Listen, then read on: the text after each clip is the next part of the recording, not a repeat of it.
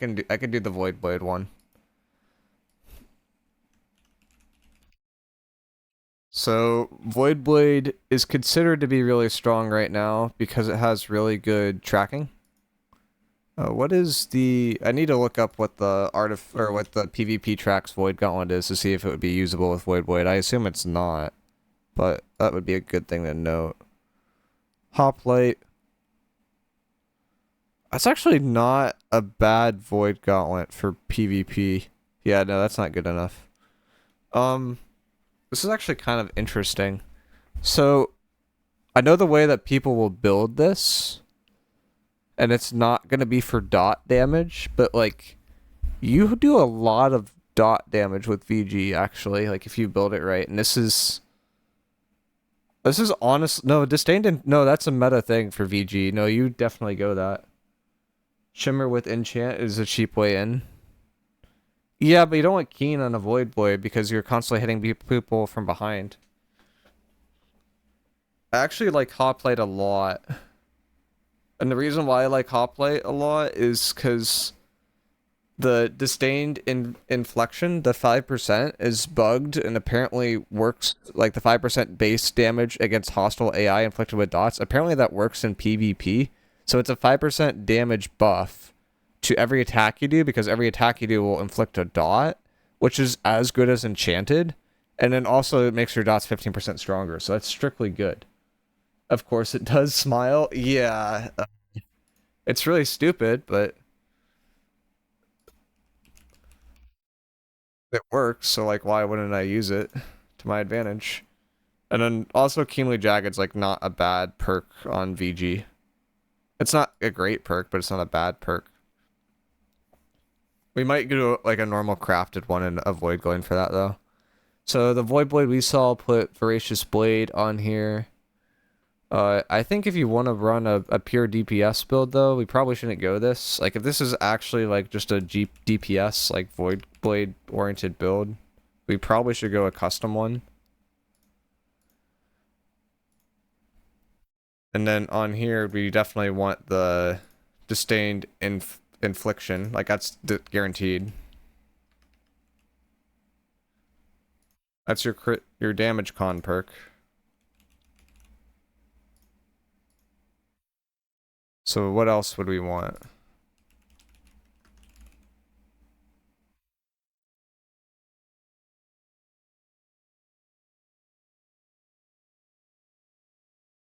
So this is locked in. Uh, Shirking makes a good amount of sense for this build, because you should be dodging a good amount, and that will make all your attacks hit a lot harder. I don't know if it's for sure a lock-in, but it's like something that I would heavily consider for this kind of build. Last slot looks kind of flexible. So we locked in a damage con, we locked in an elemental, we haven't locked in a proc, so it's probably a proc perk. Keenly Empowered's pretty good. Keenly Jagged is okay.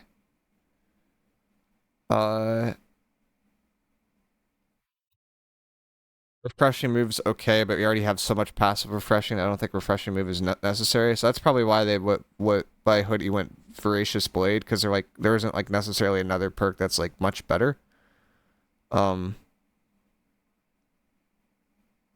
I think he went Enchanted on his. Wait, what?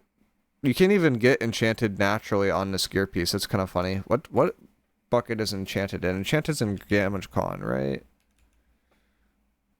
Yeah, Enchanted's in damage con, so that doesn't work because this is also in damage con.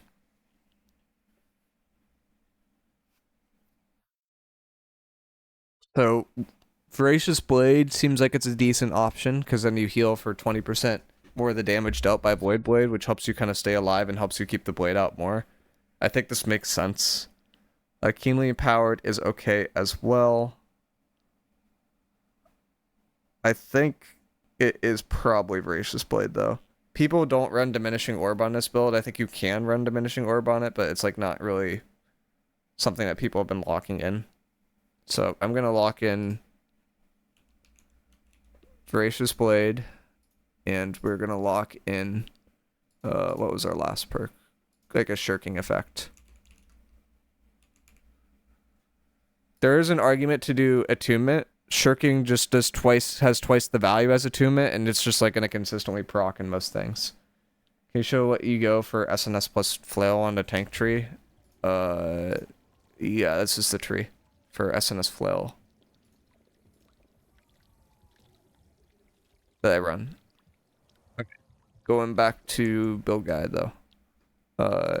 Offhand is very, very simple. This is just deep freeze. This is Heart Rune's also very, very simple. It's stone form. Just to live a bit better. People have been using Pylon Burst on here, but I don't actually want to put Pylon Burst on there directly. I probably want an attunement on here so that I could take advantage of another kind of trick that we've already talked about a good amount, which is that you lock in elemental band. With any elemental based build, this is pretty good. And then the other thing that we want is conductors here. This is going to be a medium based build. Basically we become as tanky, or we have the medium tankiness, but we have lights damage with this setup, and then we're going to be at the empower cap all the time because of elemental band. Honestly, you probably don't even need to go to the flame attunement. But it's a okay option. What people have been doing in terms of the skill tree for this one is they just go full right tree. Basically. And I think they take off like one perk, like maybe blocking stamina, and they go critical rejuvenation so they get mana back so they can use their other stuff. Honestly, I feel like the attunement's kind of an overcook.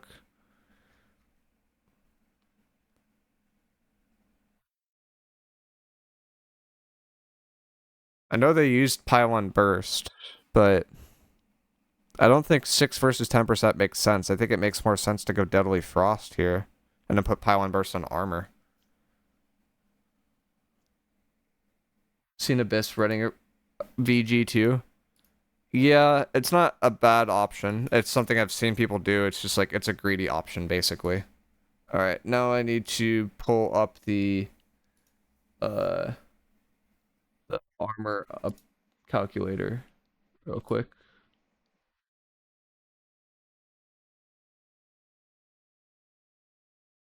Right, that should be it. And I have light mode turned on for some reason. So we'd be going for medium. We have a leg class that is in medium. So the best armor we can get is 1606 in medium. And then we'd go medium feet, medium hands, heavy chest, medium head. So full medium across the board. If we have medium across the board, there is a few pieces that are good to go. Let me go back to Neural Database homepage real quick. So if we go to items, go to acquisition, trial to devour, elite. There's one that you can do it there. And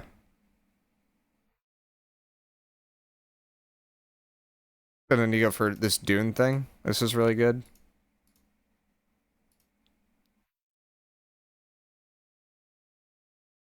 Enchanted Ward Elemental version. I don't know if it's for sure a lock-in, but I know it's a good thing to go. And then what? We have heavy on chest. I don't think there's a good heavy chest from this raid. Yeah, Keenly Fortified, no, we're passing on that. Any good medium perk on here that's like really nice? Not really. So that's the only one that like might be considered, but I might go back on that later.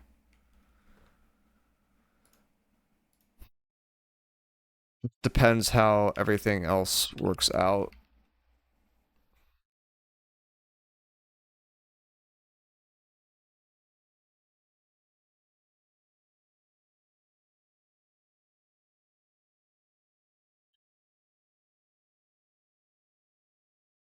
I feel like it's honestly better to go something else, but kind of see.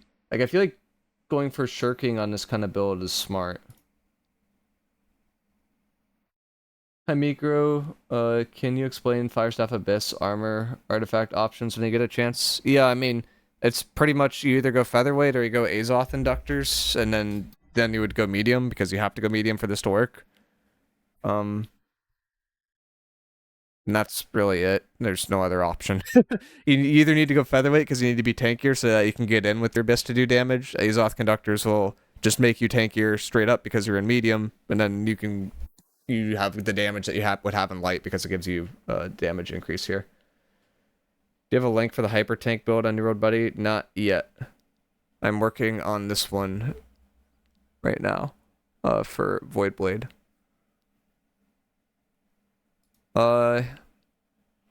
So what damage mitigation perks would you probably want? I mean, this has to be shirking fort. There's no way it's not shirking fort, right? Like, you're dodging so... Wait, it's only 4 seconds now? Why'd they nerf it again? It used to be 6. Is it actually only 4? Oh my god. Okay, we're not going shirking fort. I'm going elemental aversion because I think it will help versus, like, ranged players that are hitting you. Why'd they nerf it again? Jesus Christ. I did not need to nerf that again. Probably slash conditioning as a 3 of. Actually, I think this is a 2 of. And then we do thrust as a 2 of.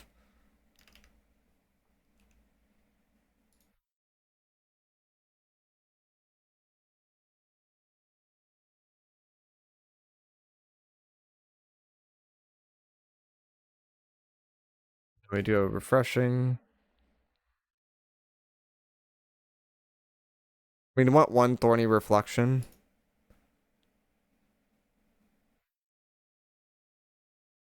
Actually, I shouldn't lock in that yet. Earring would be a Gorgon's one. No, it wouldn't be a Gorgon's one. It would probably be Teardrop.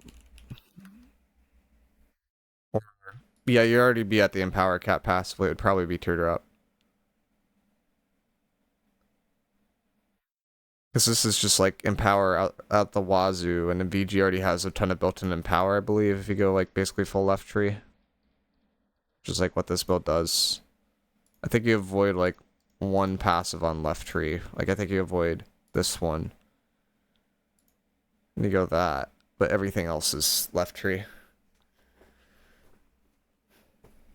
Tricking Fort has no cooldown though. It has a cooldown in terms of it won't proc again. Like you have to, if you have Tricking Fort proc, you have to wait for it to fall off before you could proc it again. So what are we starting off here? We're starting off with here with 2 refreshing. I feel like it'd still go Teardrop. Like you're gonna be in there all the time trading. Like surely Teardrop is good. This would be health. Yeah. Probably unimpeded. And then strike. Would it be unimpeded? It'd be unimpeded or divine. Which divine would boost our lifesteal that's incoming even more. But I feel like unimpeded is fine.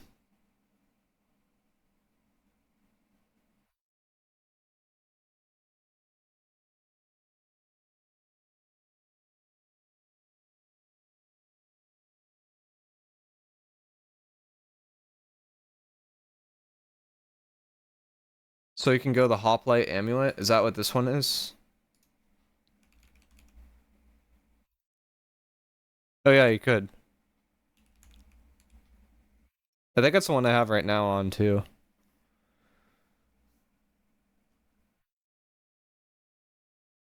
That's a good call.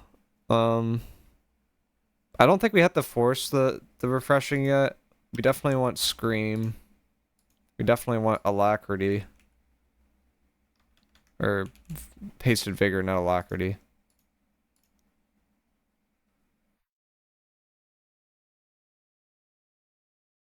New to New World, what's a solid setup for PvE healers? Just go Life Staff as a main hand. Your offhand could either be Artifact Flail or Artifact Void Gauntlet. Or a normal Void Gauntlet, depending if you want to do healing or more damage. And that's kind of just it. Like, it's just go a bunch of focus and you're just kind of chilling. So I feel like this is already relatively tanky. Is there any other weapon perks that we need? We need Oblivion. We need Pylon Burst. Yeah, this is the weird part about VGs. It's like a super... Like, you have to run so many weapon perks in VG. Yeah, I almost want to cut Dune now and go Gorgons for a weird reason. But I think there's a better perk than Enchanted Ward.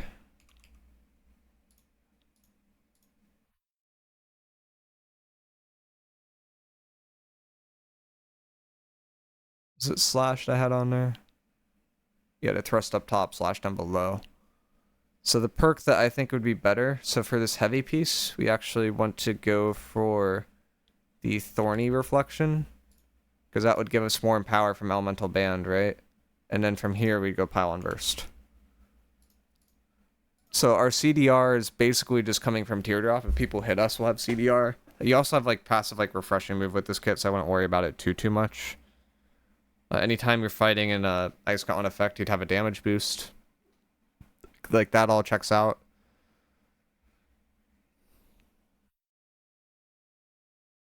There is one more trick with this kind of build. Well, there's a few more tricks. What gem would we go on here?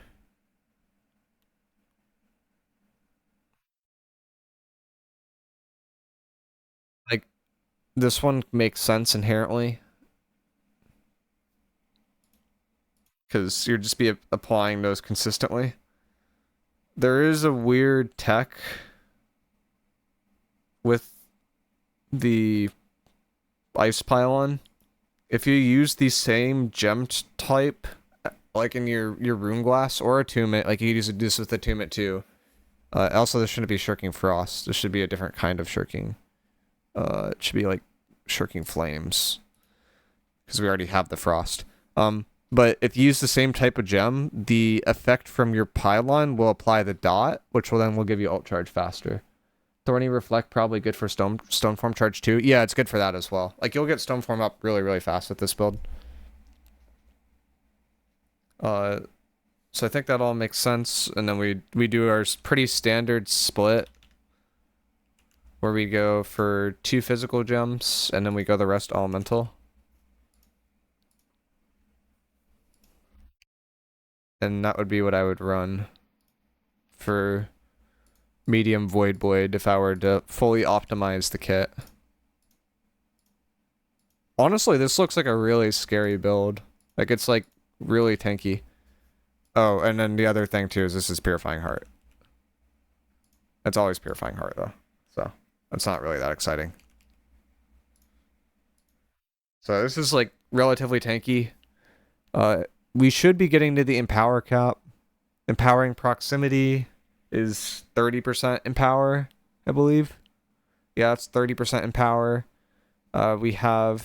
is there another source of Empower on this kit? I mean, Oblivion's is another source of Empower. And then in terms of the other ones, so that would be like 45% roughly. You have another like probably 20 to 25% Empower from Elemental Band, which should put you over the top.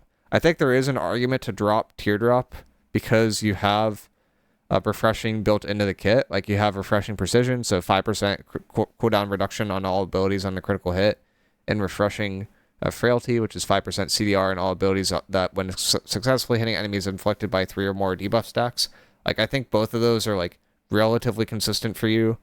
So you might not need to go Teardrop, and then you can go for Deckhand. Like, that would be the other option for Earring. That would be really, really good. Like, both those are very solid. I think like guaranteed stone form's a little bit more important, and having like really good CDR for more screams and more Oblivion is just like really effective.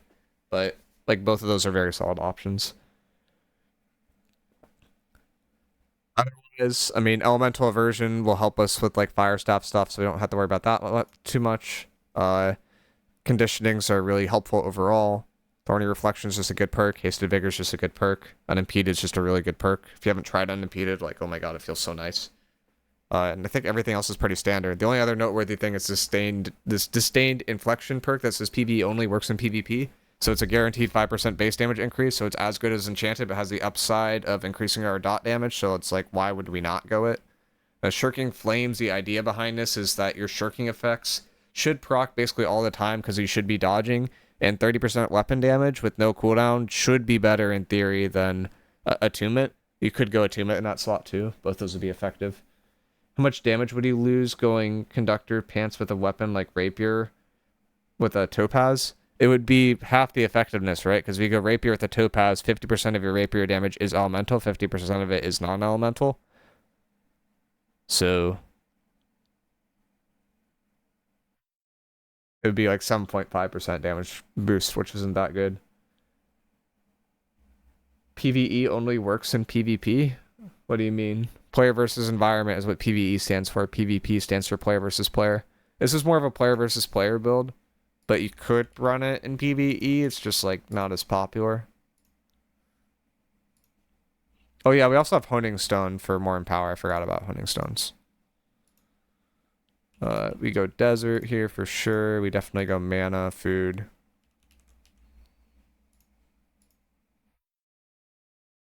And then in terms of our consumes, this would be a little bit different.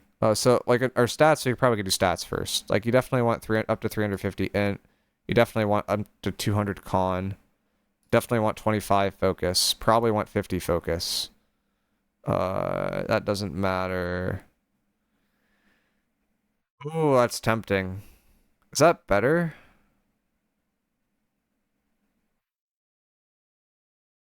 So what if I get 25 focus? And then we look at the damage of the light attack. So that's 2551. And then what if I go 20 more stats in the strength or in it?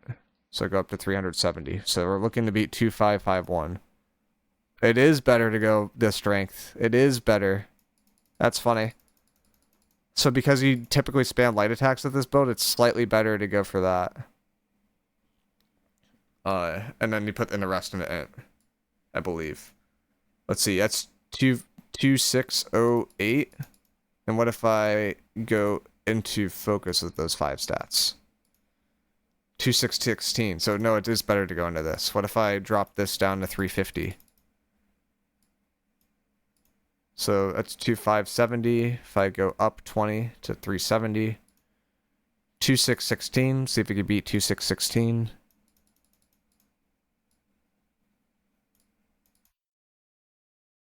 2650. So that's a better stat split to go 350 int, 75 focus, 25 strength. The other question will be, is it better to go into the focus or better to go into strength? So this is 25 or 2650 if I go into 25 strength. If I get rid of the 25 strength, put that into focus. 2631. So it's better to go into 25 strength. So that's a fun way to use New Road Buddy to get like a little bit of an advantage. So it's like, this looks like a really weird stat split, but like mathematically ends up being more damage for your light attacks.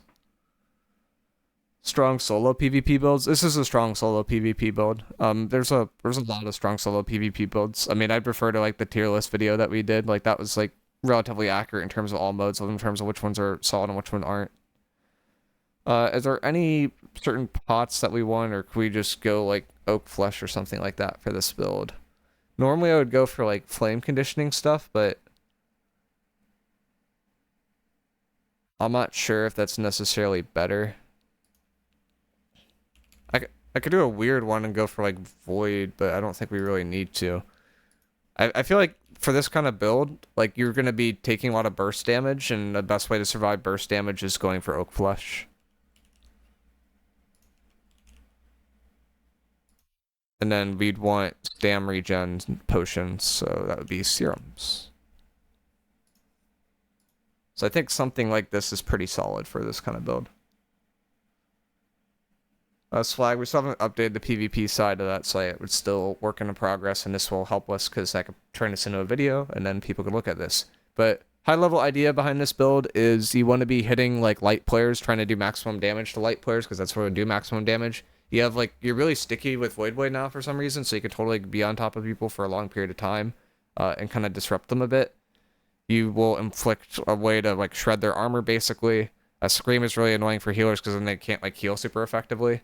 I think there is one argument for something that we did that could be wrong. It might be better to go Plague Crits versus Shirking Flames now that I think about it. I think I'm actually going to make that change at the last second.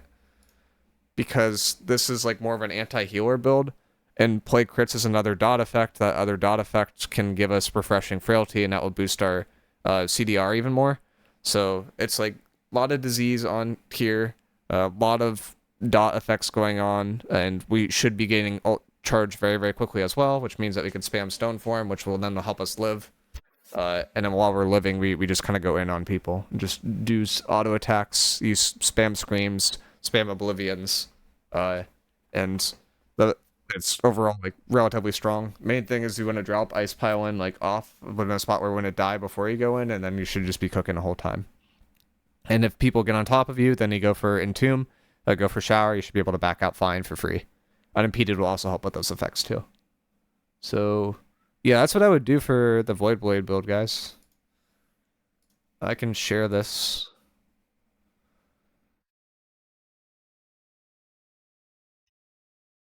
Yeah, I'm dropping the link in the chat right now. Hawk. Uh, Pylon Gaming. Yeah, I mean, I prefer usually going for Ice Storm. The reason why this build goes for Ice Pylon instead of Ice Storm, which I guess I probably should have said before, is because Ice Pylon, if they crit, it gives you mana, right? And it's like a build that uses so many abilities so quickly that you kind of become mana starved. And you can't really get this other mana ability, I think. Yeah, not really. Like, all the left tree abilities on VG are just so strong. I guess the only other thing that's controversial is, like, you probably could not go unimpeded and go divine and not go hoplite amulet. Like, that'd be another option as well.